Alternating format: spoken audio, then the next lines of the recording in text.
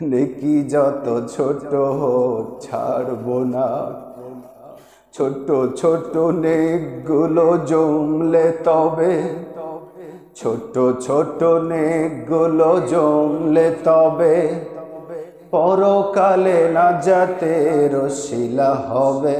একটা ব্যক্তি, তাকে আমরা ডাকলাম, ডেকে এসে তিনি স্টেজে উঠে বললেন যে আমরা মাহফিলগুলোকে, স্টেজগুলোকে, মাহফিলগুলোকে রাজনীতির মঞ্চ বানাবো না।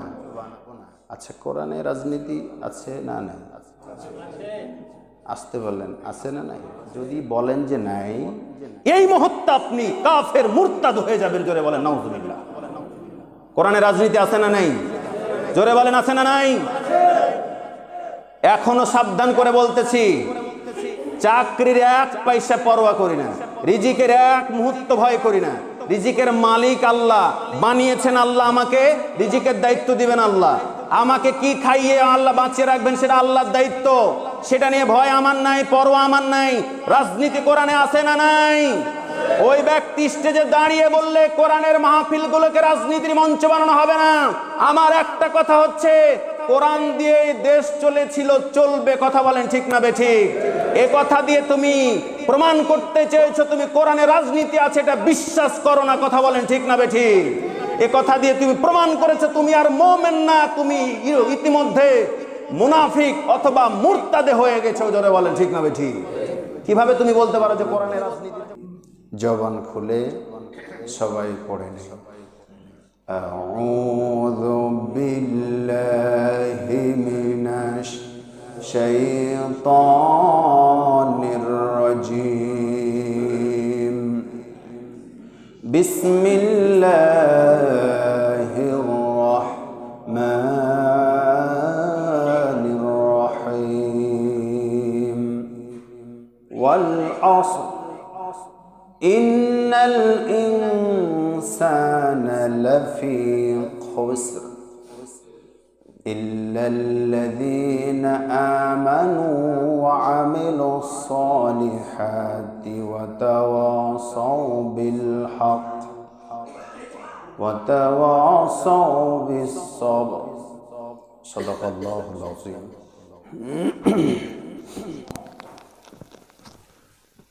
وقال رسول الله صلى الله عليه وسلم لا يدخل الجنة قاطع. متفق عليه. إن الله وملائكته يصلون على النبي يا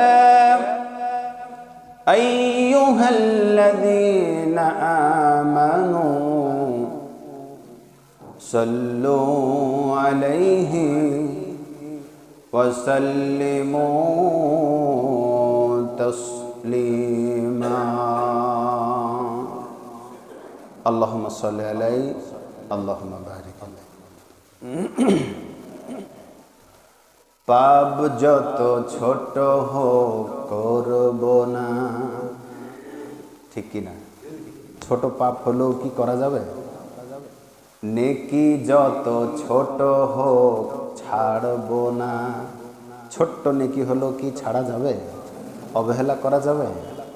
কবি এজন্য বলছেন, পাপ যত ছোট হোক করব না, নেকি যত ছোট হোক ছাড়ব না। ছোট ছোট নেকগুলো জমলে তবে, ছোট ছোট নেকগুলো জমলে তবে পরকালে নাজাতের ওসিলা হবে। ঠিক কিনা? পাপ যত ছোট হোক করব না, নেকি যত ছোট হোক ছাড়ব না। আমাদের দুকাঁধে কেরমান কাতিবিন নির্ভুল দিন লিপি লিখছে বিরতিহীন। ঠিক কিনা? আমাদের দুকাঁধে কেরমান কাতিবিন নির্ভুল দিন লিপি লিখছে বিরতিহীন। সরিষা দানার চেয়ে ছোট পাপ পুণ্য, সুবহানাল্লাহ বলেন। সরিষা দানার চেয়ে ছোট পাপ পুণ্য, মিজানের পাল্লাই গণনা হবে। পাপ যত ছোট হোক করব না, নেকি যত ছোট হোক ছাড়ব না। ছোট ছোট নেকগুলো জমলে তবে, ছোট ছোট নেকগুলো জমলে তবে, পরকালে নাজাতের ওসিলা হবে। পাপ যত ছোট হোক করব না, নেকি যত ছোট হোক ছাড়ব না। ক্রমাগত পাপ দ্বারা কুলসিত হয় মন, ঠিক কিনা? বেশি বেশি পাপ করতে করতে মনটা, হৃদয়টা কুলসিত হয়ে যায়। ক্রমাগত পাপ দ্বারা কুলসিত হয় মন, ধীরে ধীরে কেটে যায় তাকওয়ার আবরণ। ক্রমাগত পাপ দ্বারা কুলসিত হয় মন, ধীরে ধীরে কেটে যায় তাকওয়ার আবরণ। আল্লাহর ভয়হীন পাপ জারি অন্তর, আল্লাহর ভয়হীন পাপ জারি অন্তর, লোভনীয় জান্নাত কি করে পাবে? ঠিক কিনা? যার অন্তরটা সবসময় পাপে ভরা, লোভনীয় জান্নাত কি করে পাবে?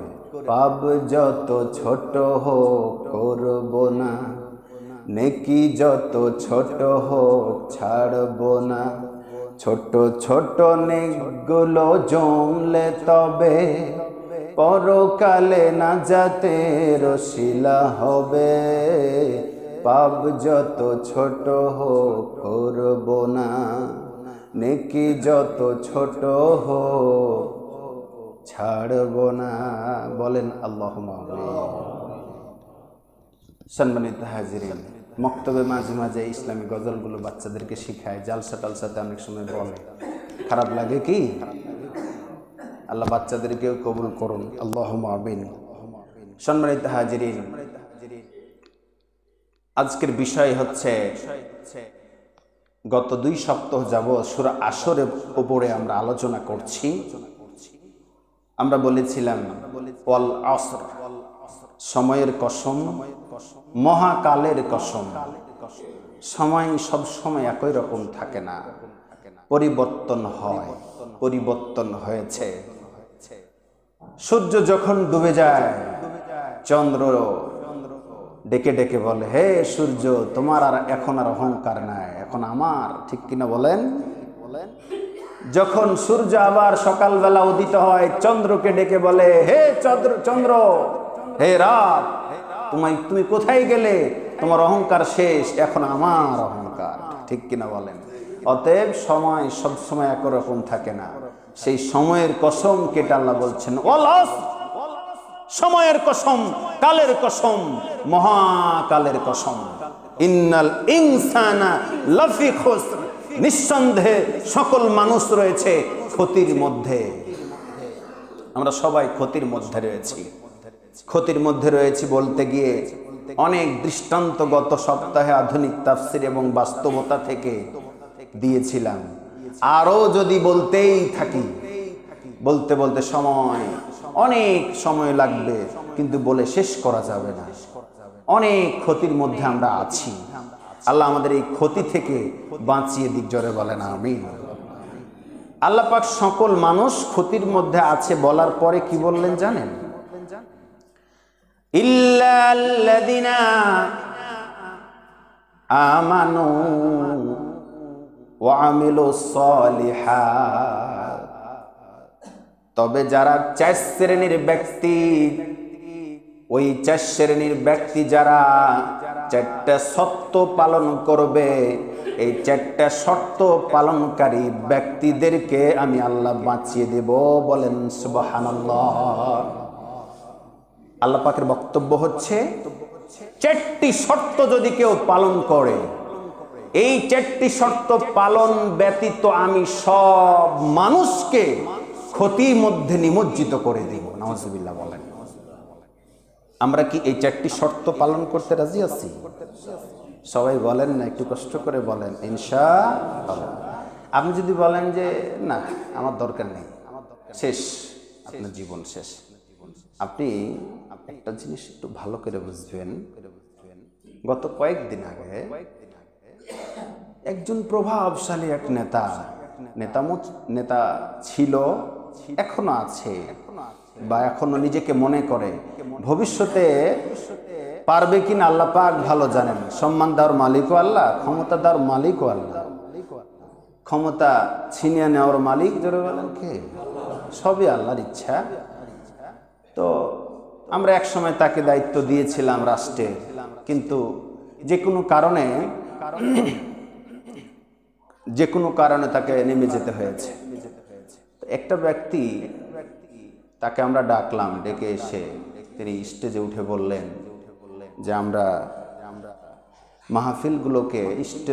মাহফিলগুলোকে রাজনীতির মঞ্চ বানাবো না। আচ্ছা, কোরআনে রাজনীতি আছে না নাই?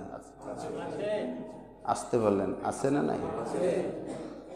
যদি বলেন যে নাই, এই মুহূর্তে আপনি কাফের মুরতাদ হয়ে যাবেন। জোরে বলেন নাউজুবিল্লাহ। কোরআনে রাজনীতি আছে না নাই? জোরে বলেন আছে না নাই? এখনো সাবধান করে বলতেছি, চাকরির এক পয়সা পরোয়া করি না, রিজিকের এক মুহূর্ত ভয় করি না। রিজিকের মালিক আল্লাহ, বানিয়েছেন আল্লাহ আমাকে, রিজিকের দায়িত্ব দিবেন আল্লাহ। আমাকে কি খাইয়ে আল্লাহ বাঁচিয়ে রাখবেন সেটা আল্লাহর দায়িত্ব, সেটা নিয়ে ভয় আমার নাই, পরোয়া আমার নাই। রাজনীতি কোরআনে আছে না নাই? ওই ব্যক্তি স্টেজে দাঁড়িয়ে বললে কোরআনের মাহফিলগুলোকে রাজনীতির মঞ্চ বানানো হবে না। আমার একটা কথা হচ্ছে, কোরআন দিয়ে দেশ চলেছিল, চলবে। কথা বলেন ঠিক না বেঠিক? এ কথা দিয়ে তুমি প্রমাণ করতে চেয়েছো তুমি কোরআনে রাজনীতি আছে, এটা বিশ্বাস করো না। কথা বলেন ঠিক না বেঠিক? এ কথা দিয়ে তুমি প্রমাণ করেছো তুমি আর মুমিন না, তুমি ইতিমধ্যে মুনাফিক অথবা মুরতাদে হয়ে গেছো। জোরে বলেন ঠিক না বেঠিক? কিভাবে তুমি বলতে পারো যে কোরআনে রাজনীতি নাই? কোরআনে রাজনীতি নাই। এরকম দুঃসাহসী কথা খেলতে অবহেলায়, অসচেতনতায় কখনোই মুখ ফসকে বলে দেওয়াটা যাবে না। এত সহজ না। Islam is the complete code of life. এত সহজ না। মুসলিম আপনার খাতনা দেওয়া আছে সেজন্য আপনি মুসলিম তা না। আপনার বাপ ছিল, আপনার দাদা ছিল মুসলিম, এজন্য আপনি মুসলিম নই। মুসলমানিত্ব ধরে থাকতে হলে অগ্নিগিরির মতো আগুন জ্বলবে, এর ওপর দিয়ে আপনাকে চলতে হবে, এটার নাম মুসলিম। কথা বলেন ঠিক না বেঠিক? এত সহজ নয়। আপনি বলে ফেললেন কোরআনের মাহফিলগুলো রাজনীতি করে। আরে বাবা, কোরআন তো রাজনীতি দিয়েই চলেছে। গোটা রাষ্ট্র ক্ষমতা আল্লাহ রাসূল সাল্লাল্লাহু আলাইহি ওয়াসাল্লাম কোরআন দিয়ে চালিয়েছেন, সাহাবীগণ কোরআন দিয়ে রাষ্ট্র পরিচালনা করেছেন। এটা কখনোই না ন্যারো মাইন্ডে, মুন মাইন্ডে নেওয়া যাবে না। কোরআনে রাজনীতি আছে। কোরআনে যতক্ষণ পর্যন্ত কোরআন দিয়ে রাষ্ট্র ব্যবস্থা পরিচালনা না করা হবে, এ দেশ, সমাজ, রাষ্ট্র কখনো শান্তি মিলবে না। কথা বলেন ঠিক না বেঠিক? এ ধরনের কথা কোনো এমপি, কোনো মন্ত্রী, কোনো নেতা, কোনো সমাজের কর্তা, কোনো মুসল্লি, কোনো ইমাম যেন এরকম কথা না বলে।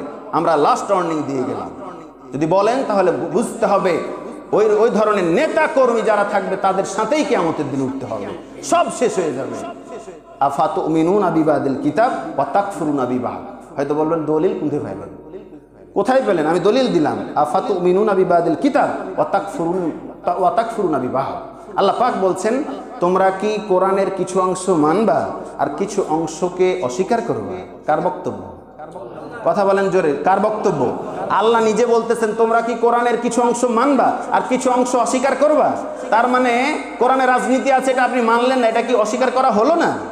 আর এটা হওয়ার কারণেই আপনি হয়ে যাবেন কাফের, মুশরিক অথবা মুরতাদ। আর মুরতাদ যদি কেউ হয়ে যায় তাহলে ইসলাম যদি ক্ষমতা থাকে তাকে প্রকাশ্য দিবালোকে হত্যা করে দিতে হবে। এটাই হচ্ছে কোরআনের বিধান। কিন্তু সে ধরনের বিধান না থাকার কারণে আমরা সেরকম পাচ্ছি না। আর আমরা সেই ধরনের ব্যক্তিদেরকে নেতা বানিয়ে বসে আছি। নাউযুবিল্লাহি মিন যালিক। আপনার নামাজ রোজা কি হবে কিয়ামতের দিন বুঝতে পারবেন। আল্লাহ আমাদেরকে মাফ করুন, জোরে বলেন আমিন। বলতেছিলাম যে ইন্নাল ইনসানা লাফি খুসর, নিঃসন্দেহে সকল মানুষ রয়েছে ক্ষতির মধ্যে। এটা আল্লাহ পাকের বক্তব্য। ইল্লাল্লাযিনা আমানু, 4 শ্রেণী ব্যতীত। কয় শ্রেণী? 4 শ্রেণী ব্যতীত সকল মানুষ ক্ষতির মধ্যে রয়েছে। তাহলে এই 4 শ্রেণী কারা, এটা আমাদেরকে জানতে হবে। আর এই 4 শ্রেণীর ব্যক্তি হওয়ার জন্য আমাদেরকে চেষ্টা করতে হবে। যদি বলেন যে আমি হব না, বেখেয়ালে খেলতামাশা করে এই 4 শ্রেণী দলভুক্ত হতে না পারলে আপনার ইহকালও বাদ, পরকালও বাদ, সব কিছু বাদ। যদি ক্ষতি থেকে বাঁচতে চাই, তাহলে এই 4 শ্রেণীর ভিতরে আপনাকে আমাকে পড়তেই হবে। আল্লাহ যেন কবুল করেন, বলেন আমিন। ইল্লাল্লাযিনা আমানু, 1 নাম্বার হলো ঈমানদার যারা ঈমান আনবে, ঈমান আনার পরে ইস্তেকামত থাকবে। জোরে বলেন সুবহানাল্লাহ। ইন্নাল্লাযিনা ক্বালু রাব্বুনাল্লাহ সুম্মা ইসতাকাম, অন্য আয়াতে আল্লাহ পাক বলছেন যে ব্যক্তি আল্লাহকে রব হিসাবে মানবে, মানার পরে, আমি আল্লাহকে রব হিসাবে মানার পরে সেটার উপরে ইস্তেকামত থাকবে, অটুট থাকবে, অনড় থাকবে। তার মানে ঈমান এনে ঈমানের উপরে অবিচল থাকার দরকার আছে না নাই? ঈমানের পথ অবিচল থাকতে হবে। ঈমানের পথে অবিচল থেকে আমার মরণ যেন হয়, বলেন আমিন। ঈমান আনার পর ঈমানের পথে অবিচল থাকার অর্থটা কি? সাহাবা আজমাইনগণ ঈমান আনলেন, আমরাও নিজেদেরকে ঈমানদার দাবি করি। 1 নাম্বার শর্ত 4টির ভিতরে ক্ষতি থেকে বাঁচার জন্য 1 নাম্বার শর্ত হচ্ছে ঈমান। এই ঈমানটাকে আপনাকে আমাকে রক্ষা করতে হবে। কিভাবে রক্ষা করবেন? সাহাবা আজমাইনগণ কিভাবে রক্ষা করেছিলেন আর আমরা কিভাবে রক্ষা করি? আমাদের ঈমান কেমন, সাহাবা আজমাইনদের ঈমানটা কেমন, একটা দৃষ্টান্ত না দিলে বুঝবেন না। আমাদের ঈমান এমন একটা ঈমান, যখন কেউ চায় সাথে সাথেই ঈমানটা বিক্রি করে দিই। কথা বলেন ঠিক না বেঠিক? ঈমান বিক্রি করে দিই। যদি বলেন কিভাবে বিক্রি করি? যদি কোনো ব্যক্তি নির্বাচনে দাঁড়ায়, চরিত্রহীন হয়, ওই ব্যক্তিটি যদি একটা লুঙ্গি দেয় অথবা লুঙ্গির একটা দাম দেয়, সঙ্গে সঙ্গে আপনার আর সৎ পথে থাকা হয় না, চরিত্রহীন কি ভালো মন্দ দেখা হয় না, ওই ব্যক্তিটিকে জবান দিয়ে দেওয়া হয়, যা হবে হোক ভাই, আপনাকে এবার ভোটটা দেব। ঠিক কিনা? জোরে বলেন ঠিক না বেঠিক? এটাই একটা ঈমান বিক্রি। মা বোনেরা কান লাগান, আপনার স্বামী আপনার জন্য একটা শাড়ি পেয়েছে, সঙ্গে সঙ্গে আপনি কথা দিয়ে দিলেন। সেই ব্যক্তি চরিত্রহীন, ভালো মানুষ কিনা দেখা দেখি নাই, সঙ্গে সঙ্গে শাড়ির একটা বিনিময়ে আপনার কথা দিয়ে দিলেন। সে যদি ভালো ব্যক্তি হয় তাহলে কথা নাই, তবে একটা কথা আছে, কোনো সময় কোনো ভালো ব্যক্তি এরকম ভাবে বিনিময় দিয়ে ভোট চাইবে। জোরে বলেন চাইবে? যদি বলেন তাহলে এবারে কি করব? ঈমানদার ব্যক্তি, মুত্তাকি ব্যক্তিদেরকে খুঁজে খুঁজে দিতে হবে, সেটা যে দলের ভিতরেই থাকুক না কেন। সম্মানিত হাজরিন, হাদিস শুনুন, আমার পেট বানানো কথা নয়, ঈমানের কথা বলতেছি। ঈমান রক্ষার জন্য আপনাকে আমাকে কেমন ভূমিকা পালন করতে হবে? নবীজি সাল্লাল্লাহু আলাইহি ওয়াসাল্লামের হাদিস থেকে শুনুন। কিয়ামতের দিন আপনি আশ্চর্যান্বিত হয়ে যাবেন, দেখবেন আপনার আমল নামায় এত সুন্দর সুন্দর নেকি, এত আশ্চর্য হবেন। হওয়ার পরে বলবেন, ও আল্লাহর ফেরেশতারা, এত সুন্দর নেকি, এত বেশি নেকি আমি তো কখনো করি নাই। এত সুন্দর নেকি, এত বেশি নেকি তো কখনো করি নাই, এত নেকি আমি পেলাম কোথায়, এত নেকি কোথায় পেলাম? এরকম প্রশ্ন করবেন, ফেরেশতারা জবাব দিবে, ও আল্লাহর বান্দা, এটা তো আল্লাহ আমাকে লিখতে বলেছে তাই লিখেছি। আল্লাহর কাছে জবাব নেন, আল্লাহকে বলবেন, আল্লাহ দুনিয়াতে এত বেশি নেকি তো আমি করি নাই, এত নেকি আমি কোথায় পেলাম? তখন আল্লাহ পাক বলবেন, বান্দারে তুমি সমাজের এমন একজন ব্যক্তিকে নেতৃত্বের আসনে বসিয়েছ, মেম্বার বানিয়েছ, চেয়ারম্যান বানিয়েছ, এমপি বানিয়েছ, মন্ত্রী বানিয়েছ, সমাজের রাষ্ট্র ক্ষমতায় দিয়েছ। ওই ব্যক্তিগুলো ভালো হওয়ার কারণে ভালো কাজ সমাজে করেছে, বিধবার কার্ড করেছে, এতিমদের ব্যবস্থা করেছে, ব্রিজ বানিয়েছে, কালভার্ট বানিয়েছে, গাছ লাগিয়েছে, নলকূপ বানিয়েছে, এভাবে মসজিদ বানাইছে, মাদ্রাসা বানিয়েছে, এতিমখানা বানিয়েছে, এভাবে যত জনকল্যাণমূলক কাজ আছে সবগুলো বানিয়েছে রে বাবা। এই কারণে হে বান্দা, এই কারণে তোমার ভালো কাজের বিনিময়ে তোমার একটা সমর্থনের কারণে, তোমার একটা সুপারিশের কারণে ওই ব্যক্তি নির্বাচিত হওয়ার পর ভালো কাজ করার সুযোগ পাওয়ার কারণে যত নেকি ওই লোকটার হয়েছে তার একটা পার্সেন্টেজ নেকি তোমার আমল নামে আমি আল্লাহ পার্সেন্টেজ যোগ করে দিয়েছি। বলেন সুবহানাল্লাহ। এত নেকি আপনি পাবেন, আশ্চর্য হয়ে যাবেন, আশ্চর্য হয়ে যাবেন, এত নেকি।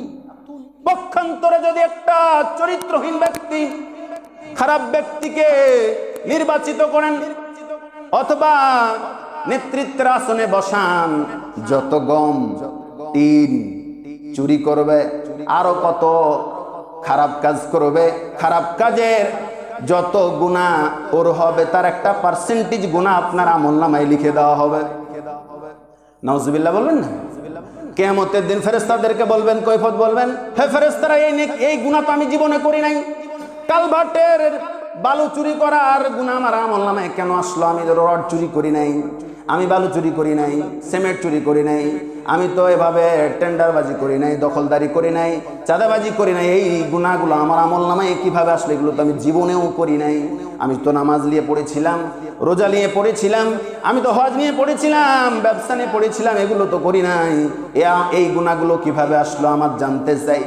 বলবে যে এটা আমার ফেরেশতারা, আমরা ফেরেশতা, আল্লাহ লেখার দায়িত্ব দিয়েছিল, লিখেছি। যত বলার আছে আল্লাহকে বলো, আল্লাহ পাককে বলবেন। বলার পরে আল্লাহ পাক বলবেন, ও বান্দারা, তুমি এমন একজন ব্যক্তিকে সমর্থন দিয়েছিলে যেই সমর্থনের কারণে ওই লোকটি টেন্ডারবাজি করেছিল, চাঁদাবাজি করেছিল, পাথর দিয়ে মানুষ মেরেছিল। কথা বলেন ঠিক না বেঠিক? এইরকম করার কারণে অশ্লীল বেহায়াপনা, গানের আড্ডা, তাসের আড্ডা, মদের আড্ডা, জুয়ার আড্ডার ব্যবস্থা করেছিল, অশ্লীল খারাপ কাজের ব্যবস্থা করেছিল, মাহফিল, কোরআনের মাহফিল, জালসার মাহফিল গুলো বন্ধ করে দিয়ে মেলা বসিয়েছিল রে বান্দারা। ওর যত গুনাহ হয়েছে তার একটা পার্সেন্টেজ গুনাহ তোমার আমলনামায় লিখে গেছে। জোরে কন নাউজুবিল্লাহ। সেই দিন আর আফসোস করে কোনো লাভ আছে? ইল্লাল্লাযিনা আমানু, এক নম্বরে ঈমান। ঈমান আমার কলিজার টুকরা মুসল্লিবৃন্দ ভালো করে শুনেন, ঈমান এমন একটা দৌলত, এমন একটা সম্পদ, এই সম্পদ টাকা দিয়ে কেনা যায় না, বিক্রিও করা যায় না। এটা আল্লাহর ভয় অন্তঃকরণে নিয়ে ধারণ করে বেঁচে থাকতে হয়। কথা বলেন ঠিক না বেঠিক? এবার চলেন হযরতে খাব্বাবকে জিজ্ঞেস করছেন হযরত ওমর ডেকে বললেন, ও খাব্বাব, তোমার পিঠে এরকম গর্ত কেন? কেন তোমার পিঠে এরকম গর্ত হয়ে আছে?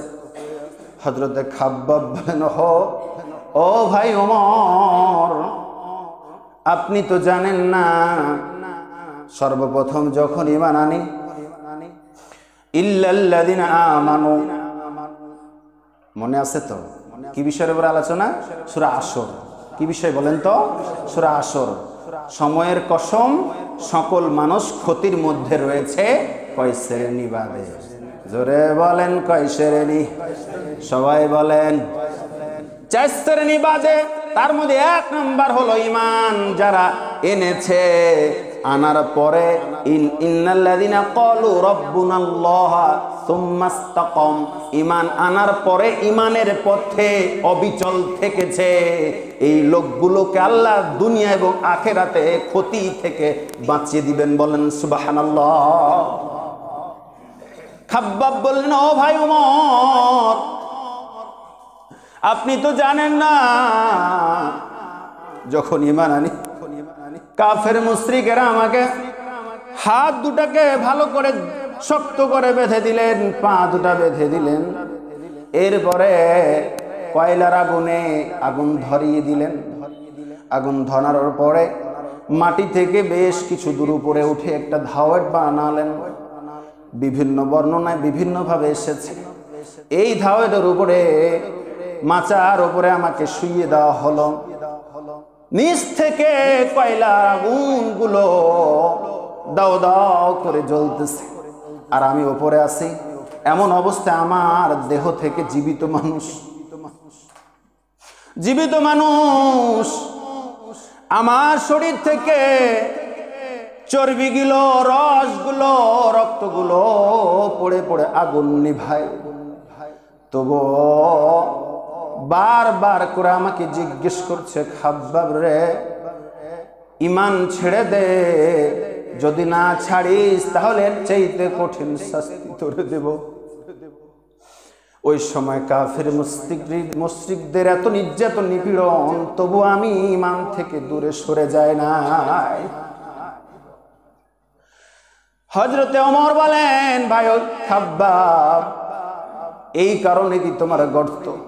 খাব্বাব বলেন, ভাই ওমর, সেই দিন অনেক নির্যাতন করার পর আগুনের দগ্ধ হওয়া, সেই দিন আগুনের দগ্ধ হওয়া চিত্রগুলো, তাদের আমাকে নির্যাতন করে শেষ করতে না পেরে কয়লার আগুনগুলো যখন দৌ দাও করে জ্বলতেছিল, ঈমান ছাড়বো না যখন বলেছি, সেই মাচার উপর থেকে কয়লার আগুনে ধপাস করে ফেলে দেওয়া হয়েছিল।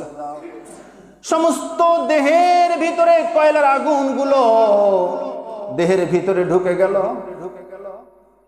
দেহ থেকে চর্বিগুলো বের হয়ে কয়লা পর্যন্ত নিভে গেছে। তবুও আমি এক চুল পরিমাণ ঈমান থেকে দূরে সরে নাই। অথচ একটা বেড়ি কিংবা এক প্যাকেট বেড়ির জন্য আমরা ঈমান ত্যাগ করি। কথা বলেন ঠিক না বেঠি?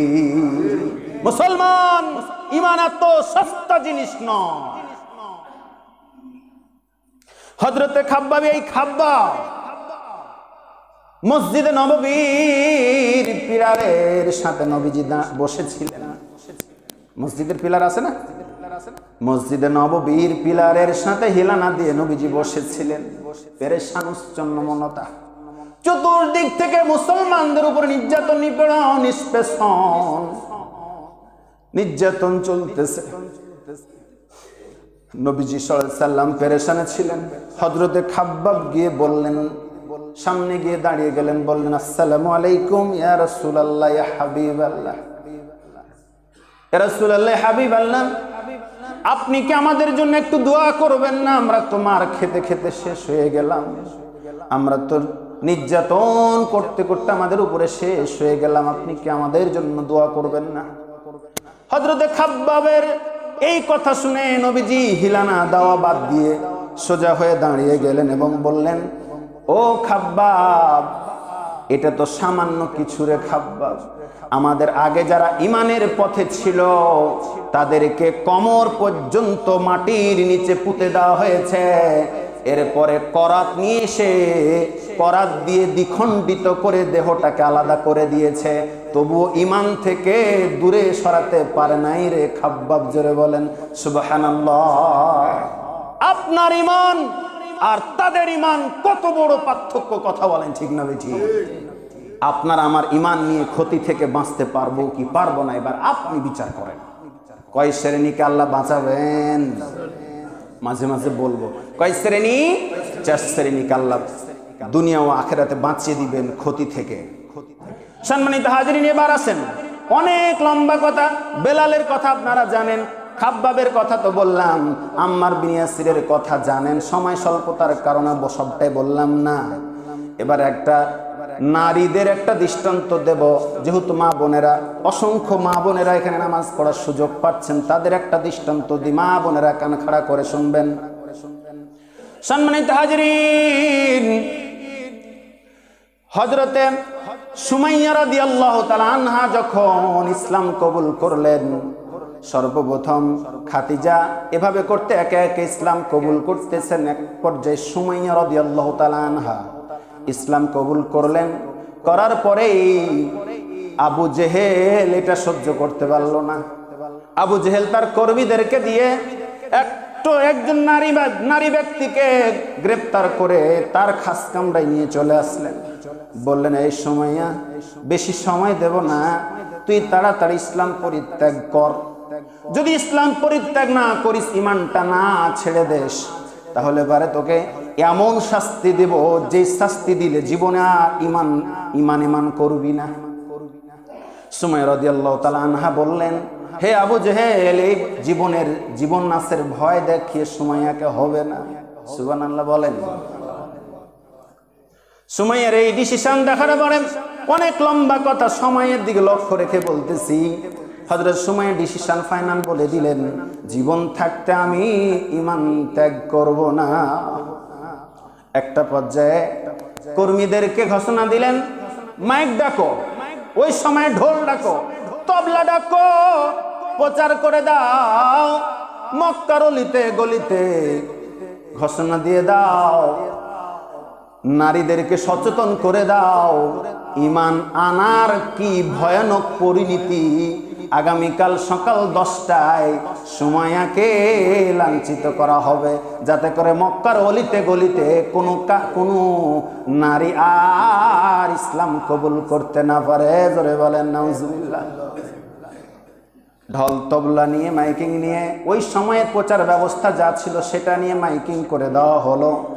সুমাইয়াকে লাঞ্ছনা করা হবে, একটা স্টেজ সাজানো হলো, শত শত মানুষের উপস্থিতিতে সুমাইয়াকে সেই স্টেজে ওঠানো হলো। সেই স্টেজে ওঠানোর পরে জিজ্ঞেস করা হলো, সুমাইয়া, এখনো সময় আছে রে, তুমি ঈমানটা ছেড়ে দাও। যদি ঈমান ছেড়ে দাও তাহলে পারে আমি তোমাকে ছেড়ে দেব। আবু জেহেল কঠিন প্রচন্ড হৃদয়ের মানুষ। এই কথার পরেও হযরতে সুমাইয়া বললেন, না না, আমি এক আল্লাহর প্রতি বিশ্বাস, ঈমান এনেছি, ঈমান ছেড়ে দেব না। একটা পর্যায়ে গিয়ে কর্মীদেরকে ঘোষণা দিল, যেহেতু নেতা আবু জেহেল, কর্মী অনেক, কর্মীদেরকে ঘোষণা দিল, কর্মীরা আর দেরি করিস না, শত শত মানুষের সামনে স্টেজের উপরে এই মুহূর্তে এক্ষুনি সুমাইয়াকে উলঙ্গ করে দে, কাপড়গুলো খুলে ফেল। জোরে বলেন নাউজুবিল্লাহ। বলতে দেরি, করতে দেরি নাই, সুমাইয়ার কাপড় খুলে আর আল্লাহকে ডেকে বলে, আল্লাহ, আমার ইজ্জতের বিনিময় হলেও তুমি আমার ঈমান রক্ষা করো। আমার ইজ্জতের বিনিময় হলো আমার ঈমান রক্ষা করো। সমস্ত কাপড় খুলে যখন ফেলে দিলেন, জামার ছায়া শুধু রয়েছে। আবু জেহেল বলল, না না, সুমাইয়ার পরনে কোনো কাপড় রাখা যাবে না, জামাও খুলে ফেলো, ছায়াটাও খুলে ফেলো। একদম শত শত মানুষের সামনে সম্পূর্ণ উলঙ্গ একটা নারী মানুষকে উলঙ্গ করা হলো। অপরাধ কি? একটাই অপরাধ, ওমা নাকামু মিনহুম ইল্লা আইয়ুমিনু বিল্লাহিল আজিজিল হামিদ।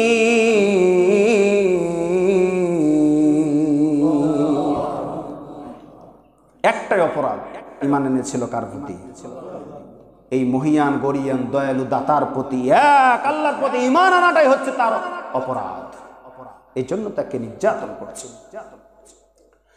যখন এই উলঙ্গ করা হলো, শত শত মানুষ দূর থেকে থুথু নিক্ষেপ করে, সুমাইয়া লজ্জাস্থানের দিকে থুথু নিক্ষেপ করে। তবুও সুমাইয়া আল্লাহকে ডেকে বলেন, আল্লাহ, তোমার কসম, আল্লাহ, আমার ইজ্জতের বিনিময় হলো তুমি আমার ঈমানটা কেড়ে নিও না। আর আমরা সামান্য কিছুর কারণে ঈমান ত্যাগ করি। আপনার ঈমান আর তাদের ঈমান কত পার্থক্য। সম্মানিত হাজিরিন, হযরত সুমাইয়া উলঙ্গ অবস্থায় আছে। এবার শেষ জিজ্ঞেস করলেন, ও সুমাইয়া, আবু জাহেল জিজ্ঞেস করছে, সুমাইয়া বলো বলো, ঈমান ত্যাগ করবা কিনা? উলঙ্গ করেছি তো কি হয়েছে, এখনো সুযোগ আছে, ঈমান ছেড়ে দাও। যদি না ছাড়ো তাহলে প্রকাশ্য দিবালোকে তোমাকে আমি হত্যা করব, কেউ বাধা দিতে পারবে না, কারণ আমার ক্ষমতা চলতেছে, এই ক্ষমতা আমি যা খুশি তাই করব। ক্ষমতা চিরদিন থাকে? থাকে? কুলিল্লাহুম্মা মালিকাল মুলকি তুতিল মুলকা মিম্মান তাশা। আল্লাহ বলতেছেন ক্ষমতা চিরদিন থাকে না, থাকে না।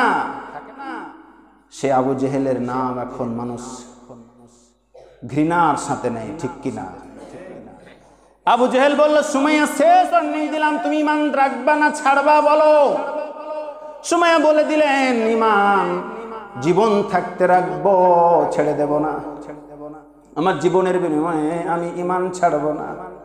যখন এরকম কথা বলেছে, শত শত মানুষ তার দিকে তাকিয়ে এমন অবস্থা, একটা লোহার বল্লম, তীরের চাইতে শক্তিশালী একটা বল্লম হাতে নিলেন। নেওয়ার পরে এক ধাপ দুই ধাপ করতে করতে সুমাইয়ার দিকে যাচ্ছে আর বলতেছে, সুমাইয়া এখনো সুযোগ আছে, তুই বল, ঈমান ছেড়ে দে, ঈমান ছেড়ে দে, ঈমান ছেড়ে দে, ঈমান ছেড়ে দে। ইতিমধ্যে সুমাইয়া কেঁদে কেঁদে বলে, আল্লাহ, ইতিমধ্যে আমার ইজ্জত তো চলেই গেছে রে মাবুদ, তবু আমার ঈমান ত্যাগ করো না। আল্লাহ, তুমি আমার ঈমানটা কবুল করো। এই কথা বলতে বলতে আল্লাহকে ডেকে বললেন, আল্লাহ, আল্লাহ, হয়তো আমার জীবন চলে যাবে, তোমাকে দেখার আমার বড় শখ রে আল্লাহ। তোমাকে আমি দাওয়াত করতেছি, আমার জীবনের শেষ নিঃশ্বাসের আগে তুমি একটাবার আমাকে দেখা দাও, আমার চামড়ার চোখে একটাবার আমি তোমাকে দেখতে চাই। হযরত সুমাইয়ার প্রার্থনা আল্লাহ কবুল করলেন। জিবরাইলকে ডেকে আল্লাহ বললেন, ও জিবরাইল, কই রে, জান্নাতটা কোথায়, আমার ডান হাতে তুলে দে। জিবরাইল বললেন, আল্লাহ, এই মুহূর্তে আপনি কোথায় যাবেন? জিবরাইলের প্রশ্নের জবাবে বললেন, জিবরাইল, তুই কি জানোস না, আবু জেহেলের হাতে এই মুহূর্তে আমার সুমাইয়া জীবন দিতে যাচ্ছে। আমার সুমাইয়া আমাকে দাওয়াত করেছে। কোনো বন্ধু যদি কোনো বন্ধুর বাড়িতে বেড়াতে যায়, খালি হাতে যায় না। আমার বন্ধু হয়েছে সুমাইয়া, আমার প্রেমে মুগ্ধ হয়ে সুমাইয়া আমার পথে জীবন দিতে যাচ্ছে। আমি কিভাবে খালি হাতে যাই রে? জিবরাইল, কেমন করে যাই? দে আমার হাতে জান্নাতটা তুলে দে, সেই জান্নাত নিয়ে আমি সুমাইয়াকে দেখতে যাব। আল্লাহ পাক কোরআনে বলতেছেন, ইন্নাল্লাযীনা আমানু ওয়া আমিলুস সলিহাতি কানাত লাহুম জান্নাতুল ফিরদাউসি নুজুলা। যদি কোনো ব্যক্তি ঈমান আনার পরে সৎ আমল করে, ওই ব্যক্তিকে জান্নাতুল ফিরদাউসের মেহমান বানিয়ে দেয়। সেই জান্নাতুল ফেরদাউস নিয়ে আল্লাহ সুমাইয়ার সামনে দাঁড়িয়ে গেছেন। ইতিমধ্যে সুমাইয়ার সামনে যখন আল্লাহ দাঁড়িয়ে গেলেন, সুমাইয়া আল্লাহকে দেখে মনে প্রাণে দেখে খুশি হয়ে মুচকি মুচকি হাসেন, আবার হাসি বন্ধ হয়ে যায়। শত শত মানুষ দেখে বলতেছেন, সুমাইয়া পাগল হয়ে গেছে, কারণ মাঝে মাঝে হাসে, মাঝে মাঝে কাঁদে, মাঝে মাঝে হাসে, মাঝে মাঝে কাঁদে, এটা পাগলের লক্ষণ। আবু জেহেল ডাক দিয়ে বললেন, ও সুমাইয়া, তুমি তো পাগল হয়ে গেছো। পাগল না হলে এই মৃত্যুর আগ মুহূর্তে কেউ হাসে আবার কেউ কাঁদে। সুমাইয়া বললেন, ও আবু জেহেল, আমি পাগল নই রে, আমি পাগল নই। যে আল্লাহর জন্য আমি এই মুহূর্তে জীবন দিতে যাচ্ছি, সেই আল্লাহকে আমি দাওয়াত করেছি। আমার আল্লাহ শুধু আছে নাই, আমার আল্লাহ জান্নাতুল ফেরদাউসটা আমার চোখের সামনে নিয়ে এসেছে, সেটা দেখে আমি মুচকি মুচকি হাসতেছি। বলেন সুবহানাল্লাহ। আবু জেহেল নিষ্ঠুর হৃদয়ের মানুষ, সবকিছু তার কাছে অভিনয় মনে হলো। সুমাইয়ার কাছে একবারে নিকটবর্তী হলো, চুলের মুঠি ধরে একটা ছাড় দিয়ে স্টেজের উপরে চিৎ করে ফেলে দিল। কত নিষ্ঠুর ব্যক্তি হলে, কত পাষাণ্ড হৃদয়ের মানুষ হলে এইরকম কাণ্ড করতে পারে? সেই বল্লমটা চাইলে সুমাইয়ার মাথায় কিংবা বুকে কিংবা পেটে কিংবা পায়ে কিংবা হাতে মারতে পারত। এত পাষাণ্ড হৃদয়ের মানুষ এই আবু জেহেল সুমাইয়ার পিঠে মারলো না, বুকে মারলো না, পায়ে মারলো না। নিষ্ঠুর আবু জেহেল বল্লমটা লজ্জাস্থান বরাবর ঢুকিয়ে দিল। জোরে নাউযুবিল্লাহ। ফিনকি দিয়ে রক্ত বের হয়ে আসে। আর সুমাইয়া জিহ্বাটা বের করে আল্লাহ পাকের কালেমা পড়তে পড়তে দুনিয়া থেকে বিদায় হয়ে চলে গেলেন, শহীদ হয়ে গেলেন। ইল্লাল্লাযিনা আমানু, আল্লাহ পাক বলছেন ক্ষতি থেকে বাঁচবে কয় শ্রেণী? 4 শ্রেণীর ব্যক্তি ক্ষতি থেকে বাঁচবে। তার মধ্যে 1 নাম্বার হলো ইল্লাল্লাযিনা আমানু, যারা ঈমান এনেছে, ঈমানের পথে অবিচল থেকেছে, তাদেরকে আমি আল্লাহ ক্ষতি থেকে বাঁচিয়ে দিব। আগামী দিন বাকিটা আলোচনা হবে। আল্লাহ আমাদেরকে তৌফিক দান করুন। সবাই বলে আল্লাহুম্মা আমিন।